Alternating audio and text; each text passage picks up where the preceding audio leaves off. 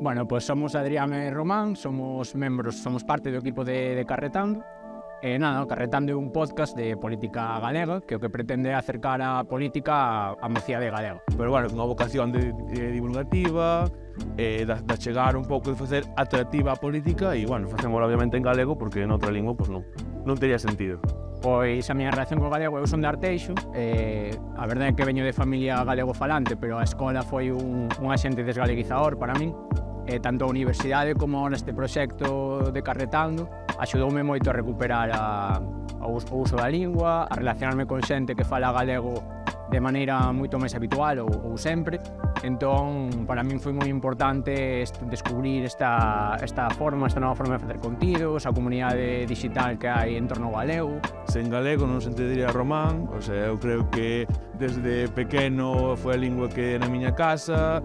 meus abuelos, miña nai, meu pai, é dicir, eu como irmão,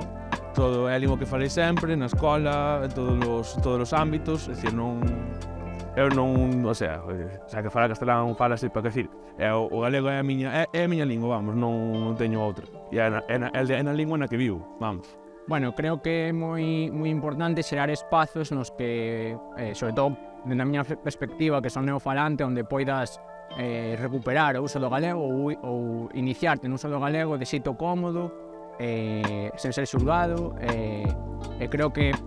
os concellos teñen unha oportunidade moi boa de xerar este tipo de espazos, impulsar iniciativas que, como creo que a nosa, que